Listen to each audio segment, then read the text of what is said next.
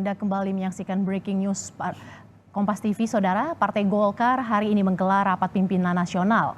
Ketua Umum Golkar Erlangga Hartarto mengatakan Rapimnas Partai Golkar akan membahas nama bakal calon wakil presiden yang akan didukung oleh Partai Golkar untuk pemilu 2024. Rapimnas Golkar diharapkan akan memberi banyak masukan dan pandangan terkait dengan strategi pemenangan pemilu 2024, sekaligus untuk memanaskan mesin politik Partai Golkar menjelang pemilu.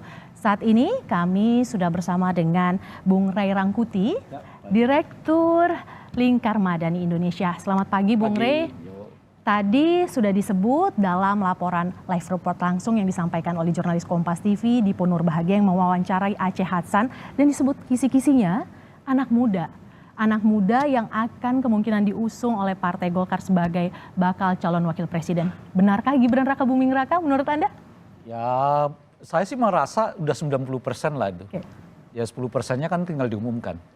Selesai dah itu, nggak kemana-mana lagi gitu. Hampir semua persyaratan yang diungkapkan itu tadi, semuanya kayaknya mengacu ke Gibran deh ya. Anak muda, pernah di pemerintahan gitu ya. Dan sudah ada kursinya disiapkan, ada kursi Gibran Raka Buming Raka ya, di acara Rapimnas.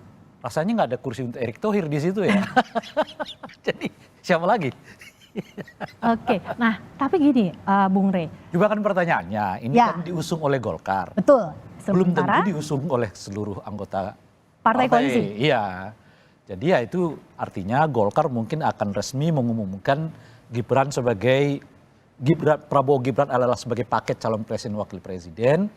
Tapi apakah ini merupakan persetujuan dari semua anggota koalisi di dalam koalisinya Pak Prabowo, itu belum diputuskan. Oke, itu belum diputuskan. Kansnya akan ke sana. Kansnya akan ke sana. Tapi kalau bacaan Anda, apakah koalisi partai yang tergabung dalam koalisi Indonesia Maju ini akan sepakat dengan mengusung Gibran? Kalau itu lagi-lagi 90% saya kira sepakat. Tidak ada lagi waktu mereka untuk sana sini. Apa saja yang menjadi pertimbangan? Sinyal-sinyal apa yang Anda baca? Pertama tentu karena faktor Pak Jokowi lah. Oke. Pak Jokowi berada di belakang Gibran, nggak bisa dihindari. Masa Pak Gibran diambil Pak Jokowinya, saya milih yang lain kan nggak mungkin. Kan asumsi sederhana aja lah ya kan. Nah yang kedua adalah kenyataannya efek dari Prabowo Gibran itu meskipun tidak yang tertinggi tapi tetap ada, karena yang tertingginya di beberapa survei tetap pasangan Prabowo dengan Erick Thohir kan, itu yang selalu tertinggi. Tapi Prabowo dengan Gibran itu ya sebetulnya masih yang kedua ataupun yang ketiga gitu. Nah tapi tetap ada kemampuan untuk menjaga suara di situ gitu. Nah yang ketiga menurut saya adalah kemungkinan mereka untuk menggait pemilih kelompok milenial kan gitu. Nah itu soal kemampuan mereka nanti menjaganya sejauh mana ya, sebab sebetulnya tampak Pak Gibran pun kelompok milenial ini atau pemilih milenial ini lumayan banyak ke Pak Prabowo. Dengan figur Pak Prabowo juga banyak anak-anak milenial kelihatan yang memilih Pak Prabowo sendiri gitu. Tapi dengan kehadiran Gibran ini, ya itu artinya punya potensi mereka makin menambah jumlah pemilih milenial untuk memilih Pak Prabowo. Nah yang keempat tentu saja masuk di basis Jawa Tengah yang itu merupakan basis utamanya Ganjar Pranowo gitu. Dengan memecah suara mungkin akan masuk ke Pak Prabowo gitu. Nah cuma saat yang bersamaan itu punya kelemahan. Apa kelemahan? Kelemahannya itu karena mereka sama sekali kelihatan sekarang tidak memiliki figur untuk di Jawa Timur. Gitu. Nah mereka di Jawa Timur ini kelihatan tentu sudah ada dua di sana. Ada Caimin dan juga ada Pak Mahfud. Nah Pak Prabowo sepertinya belum memiliki figur yang cukup kuat untuk masuk ke Jawa Timur. Jadi beliau ambil fokus mungkin di Jawa Tengah, sedikit tentu tetap digarap ya, teman di Jawa Timur ini karena mereka tidak mendapatkan figur yang tepat, nah mungkin sedikit mereka nggak terlalu ngotot gitu, sambil yang saling bersamaan mereka akan kelola di Jawa Barat. Jadi Jawa Barat asumsinya kalau untuk Jawa mungkin Gerindra ataupun Pak Prabowo ngincarnya Jawa Barat, ngincarnya Jawa Tengah.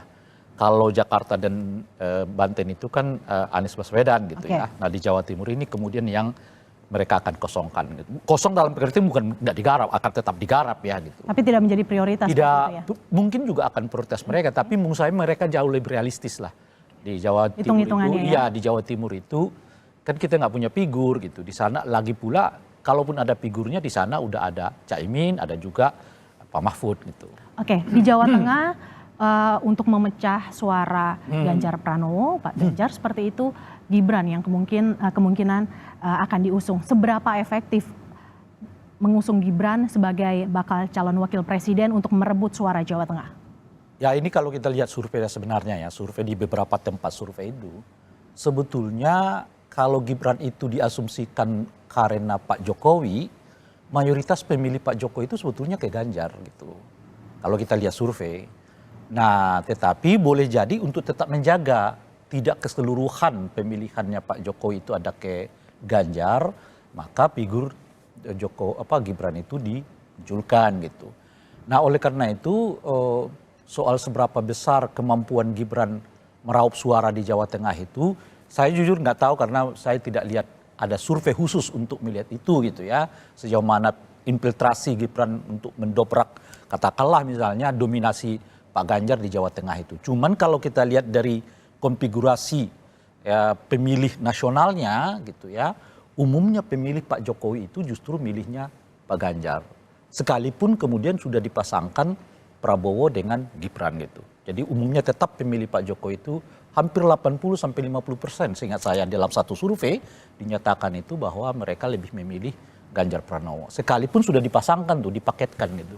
Dengan paket ada Gibran di belakang Pak Prabowo gitu. Ada kabar-kabar soal dinasti politik seperti itu dengan kemarin putusan MK yang dianggap memberi karpet merah kepada Gibran. Apakah menurut Anda ini tidak menjadi pertimbangan Golkar untuk akhirnya tetap mengusung Gibran karena MK sudah memutuskan seperti itu? Tentu itu merupakan bagian dari pertimbangan mereka, tapi kenyataannya kalau mereka tetap umumkan ya mereka mengambil jalan ini, bukan jalan yang sebaliknya kan. Saya kira reaksi setidaknya dari 200-an lebih intelektual, rohawanian, budayawan, ya, cendekiawan dan seterusnya itu yang kemarin mendeklarasikan maklumat Juanda itu tidak dianggap enteng tentu saja bukan hanya oleh Golkar tapi boleh jadi Pak Prabowo macam-macam.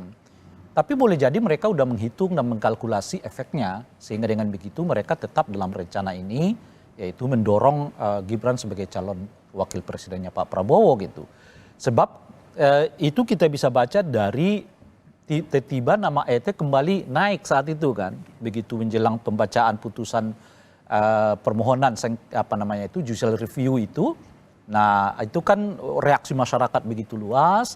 Nama Gibran seolah-olah drop gitu. Naiklah Pak ET kan dengan segala ada yang sudah ngurus SKCK lah macam-macam yang sudah kita lihat di beberapa tampilan. Sudah tersebar gitu. Seperti itu ya gitu dokumen. Ya, termasuk Pak Yusril gitu. Tapi mungkin setelah 2 hari ya itu kan tanggal 16 ya. 18, 19 ya sampai hari ini 21 khususnya tanggal 19 ke 21 itu nama Gibran naik lagi. Artinya mungkin Pak Prabowo dan koalisinya udah membaca kembali bahwa daya getar penolakan terhadap isu dinasti itu hanya kuat sampai tanggal 19 itu gitu. 19 ke sini nggak mungkin terasa lagi getarannya. Nah oleh karena itulah nama Gibran kembali sangat cepat naik ya setelah sebelumnya nama Erick Thohir itu mencuat untuk jadi wakil Pak Prabowo gitu. Oke, Bung Rey kita akan berdiskusi lebih lanjut lagi usai jeda. Saudara, Breaking News Kompas TV masih akan kembali dengan informasi terkini dari agenda Rapimnas Partai Golkar yang digelar pada pagi hari ini. Kami akan kembali sesaat lagi, tetaplah bersama kami.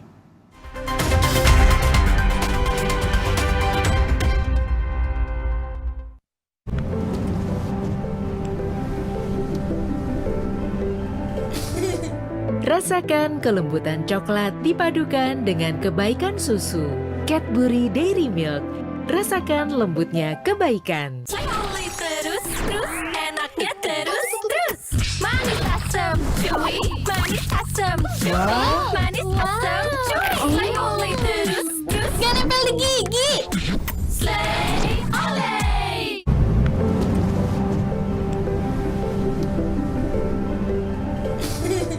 Rasakan kelembutan coklat dipadukan dengan kebaikan susu. Cadbury Dairy Milk. Rasakan lembutnya